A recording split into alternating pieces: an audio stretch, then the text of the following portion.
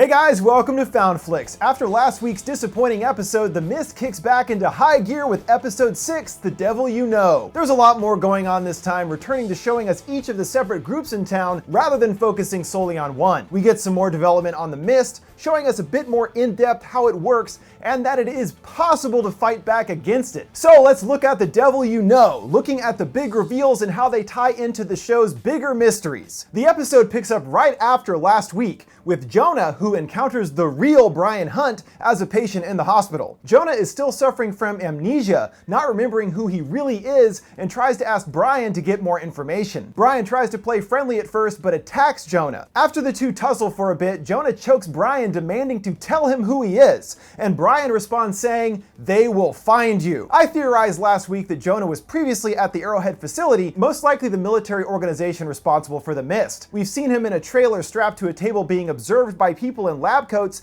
and this must be at Arrowhead, where Jonah served as a test subject of some kind. But the real Brian won't be giving us any answers, as Jonah chokes him out with a blood pressure device. Meanwhile, Kevin, who was forced to kill his brother last week, is ready to leave the hospital and find Alex and Eve. Problem is, Mia took the keys from Adrian and set off into the Mist on her own, so Kevin is forced to find a new working car to get them out of here. But as he's searching through the hospital, Kevin hears a woman screaming nearby and follows it. He discovers in a back area of the hospital all kinds of equipment scattered around, and Dr. Grady standing over a woman with her mouth taped shut, strapped to a gurney. Dr. Grady tries to play innocent, saying he found her this way, but we see his true intentions when he stabs Kevin in the neck with a syringe, causing him to pass out. And when Kevin awakes, we find out Dr. Grady's strange experiments he's been doing involving the Mist with the intent of finding a solution to it. He believes the Mist is changing and getting stronger, and the key is to understand its behavior. So he would strap a terminal patient to a gurney and place them right outside into the Mist and observe what occurred. He recounts to Kevin two separate experiences he witnessed,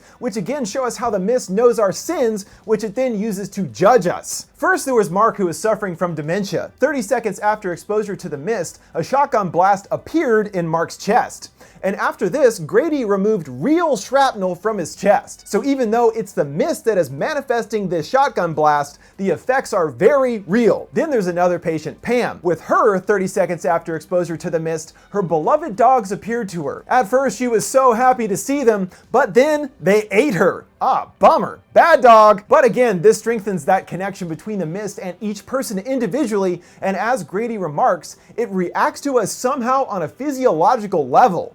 And naturally, the next step in Grady's experiment is to change the subject on a physiological level and see what happens. Thusly, he injects Kevin with something that will change his metabolism and hormones and sends him outside. 90 seconds occur and nothing appears to Kevin in the Mist versus the 30 seconds of the previous subjects. So his injection did in fact have some impact on the Mist's understanding of Kevin, if short-lived, because things suddenly get all dolly with a gurney melting away nearby. An owl then appears near his bed, speaking in a weird voice. Finally, on the opposite side of the bed, a sullen-looking Kevin appears, perhaps to represent the idea that Kevin is his own worst enemy. It does seem like with this particular instance, the Mist is evolving as Grady suspected. I don't think the owl was there to peck Kevin's eyes out like we've seen with the insects, so it seems like it's actually trying to communicate with him in a way. Because if his soul was unable to be saved, the Mist would kill him as it has with the others. Kevin is out there for a full 2 minutes before being saved by Jonah and Adrian, so we don't know what would have happened eventually if left outside,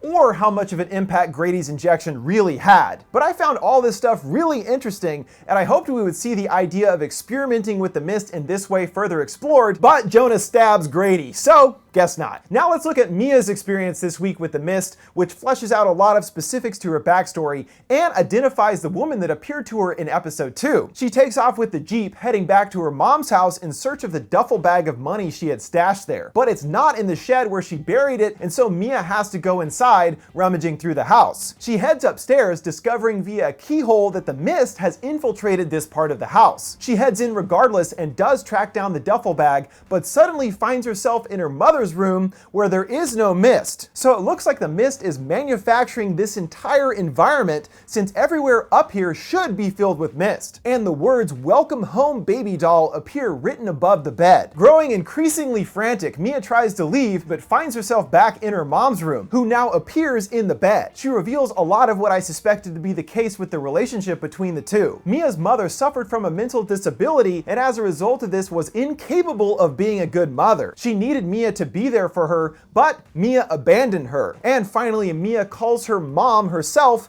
confirming their relationship. Clearly, the mist is tapping into this major event from Mia's past, where she abandoned her disabled mother, and the guilt over her death that happened consumes Mia. And now the mist is using that against her. Mia's mom says, "Let me finally be a mother to you and help you die," cutting Mia's arm and telling her that her mother is the only person she has. Mia says she's wrong, saying she has someone waiting for her, probably referring to Jonah, as both seem to be developing feelings for each other. Mia's mom doesn't like that answer though and attacks her, choking Mia. Mia gets a hold of a candlestick, bashing her mom's head in. We see the manifestation of Mia's mom on the ground with its head cracked open, mist pouring out from inside. Not only does this look pretty cool, but it also shows us something important. It turns out it is possible to physically fight back against these manifestations, which we haven't seen happen before. And it sure looks like her mist mom is down for the count with her head pretty much missing, but even if she's not done for good, it's possible to slow them down and at least save yourself from death. All of this confirms mist is nature turned against us, judging humanity on their past sins, a concept referred to as the Black Spring,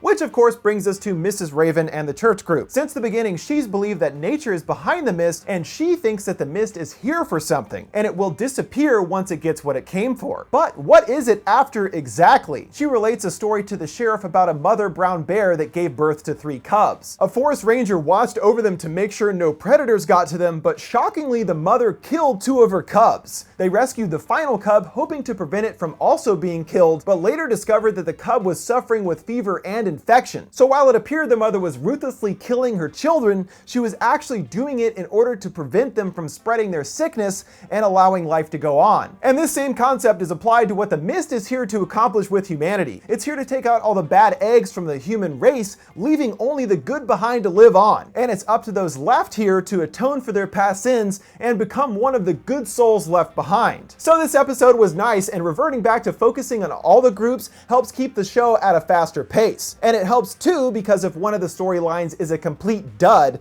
there are other ones where something is going on just around the corner. And the useless storyline award for this week goes to the mall group, where we get to see things like Alex and Eve going clothes shopping, with the mother of Lila, the girl taken last week, looking on unapprovingly, and Gus and Eve teaming up to lie to the entire mall group, with them printing out and distributing flyers saying the National Guard is coming, but they're not. It's a total lie, and it makes no sense as to why they would do this. Eve says it's to give them hope, but it's false hope. The guard isn't coming, and it just makes Eve look like a total moron for even thinking of a plan like that in the first place. Though it looked like for a fleeting moment that these scenes might go somewhere, with Alex wanting to head out into the mist, since it doesn't seem to want her after encountering it last week. But before she heads off, she gets locked in a closet, which is then set ablaze. We don't see who is responsible, but it's so incredibly obvious that it's Lila's mom. Her daughter was taken while Alex survived. It makes sense that she would be pissed about her daughter and take it out on Alex. But of course, Alex thinks Jay is the one who started the fire,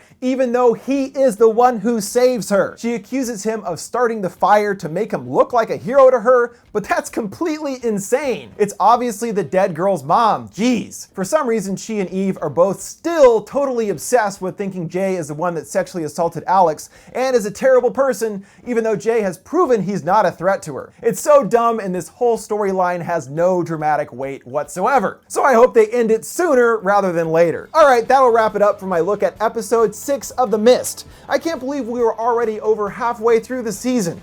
It's definitely been hit or miss so far, but hopefully it will keep the momentum up in the back half of the season. What do you guys think of the show so far? Are you still pissed that we will probably never see any of the story's classic monsters? Let me know your thoughts in the comments below.